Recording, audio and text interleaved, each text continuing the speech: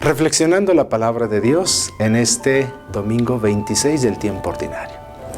Amados hermanos en Cristo Jesús, en este domingo el Señor vuelve a hablarnos, ampliando un poco más el tema del domingo anterior, de los bienes espirituales y de los bienes materiales, de lo celestial y de lo terreno, de lo temporal y de lo eterno.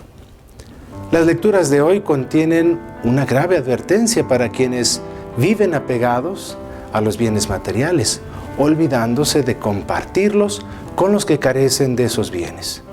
Traen, por lo tanto, un llamado al ejercicio de la caridad en su aspecto de compartir con los demás. El Evangelio de Lucas nos presenta la parábola narrada por el Señor de un hombre muy rico, muy rico, que vivía en medio de muchos lujos y bienes superfluos y que no era capaz de ver la necesidad de un pobre que siempre estaba a la puerta de su casa. Con el nombre de Lázaro, tiene identidad. El grande pecado fue su indiferencia ante el hombre que tenía necesidad. Sus bienes le habían hecho perder hasta su identidad. Este rico no tiene nombre.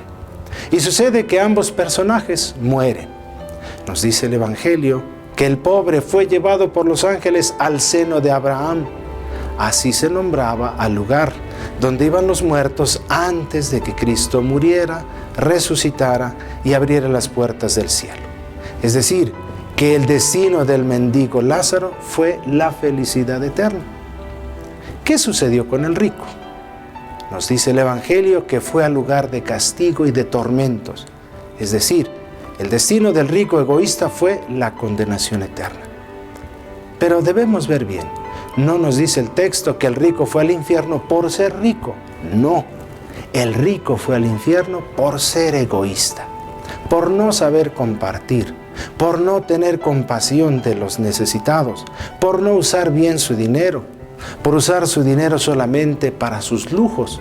Esto quiere decir que la riqueza en sí no es un pecado. El pecado consiste en no usar rectamente los bienes que Dios nos da. El pecado consiste en no saber compartir los bienes que de Dios recibimos. La primera lectura del profeta Amós describe a los que viven en medio de lujos y excesos, a espaldas de las necesidades de los demás. Reprende seriamente a los que no se preocupan por las desgracias de sus hermanos. El profeta advierte claramente sobre el destino de los que así se comportan. Dice, por eso irán al destierro. ¿Y qué es el destierro?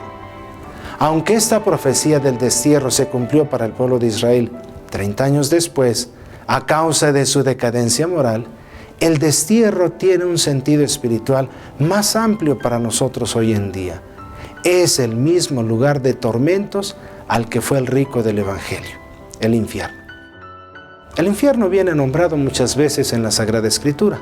Es uno de los dogmas de nuestra fe católica que más veces se nombra en la Biblia con diferentes nombres, como hemos visto en estas lecturas de hoy. Por cierto, es bueno insistir que el infierno, al igual que el cielo y el purgatorio, son dogmas de nuestra fe, es decir, son de obligatoria creencia por parte de los católicos.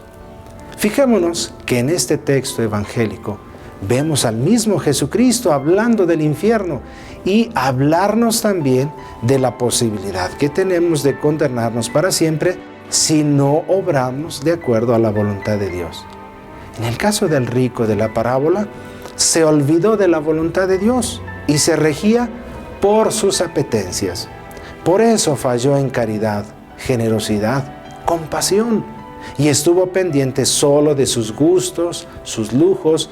Se olvidó de Dios y de los demás. El Señor nos hablaba con su palabra hoy sobre los bienes espirituales y los bienes materiales. Respecto a los bienes materiales, ya lo hemos expresado, hay que saber compartir. Hay que saber estar atentos a las necesidades de los demás. Hay que saber ayudar a quien necesita ser ayudado. Las lecturas nos recuerdan que la búsqueda de bienes materiales podría más bien alejarnos del cielo. La búsqueda de los bienes materiales podría alejarnos de lo que San Pablo nos recuerda en la segunda lectura, la conquista de la vida eterna a la que hemos sido llamados. La búsqueda de los bienes materiales nos puede cegar, haciéndonos creer que el dinero y las cosas que con el dinero conseguimos es lo único verdaderamente importante y necesario. Y no es así. Debemos recordar que los bienes verdaderamente importantes son los bienes espirituales. Estos son los bienes que no se acaban, son los que realmente debemos buscar, son los que nos aseguran la conquista de la vida eterna, de lo que nos hablaba San Pablo hoy. ¿Y cuáles son esos bienes espirituales? Son todas aquellas cosas relacionadas con la vida espiritual, la vida del Espíritu en nosotros. No basta solamente evitar el pecado, no basta solamente venir a misa los domingos, que es un precepto indispensable de cumplir. En la misa, además, nos nutrimos de la palabra de Dios, de la enseñanza, de la homilía. Nos nutrimos también de Dios mismo al recibirlo en la Eucaristía. Por eso, no basta. Es necesario ir creciendo en las virtudes, tratar de ser cada vez mejores, especialmente a través de la oración frecuente. Aprovechando todas estas gracias, vamos procurándonos bienes espirituales. Recordemos las lecciones de las lecturas de hoy. El recto uso de los bienes materiales. Los bienes verdaderamente importantes son los espirituales. Y la verdad sobre la vida eterna, que es esta. Después de la muerte no volvemos a la vida terrena, sino que hay para nosotros salvación eterna o condenación. Concluimos esta reflexión alabando al Señor que viene a salvarnos.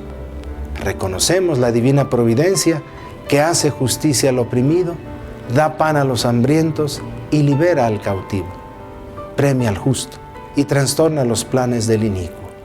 Dios reina por los siglos. Amén.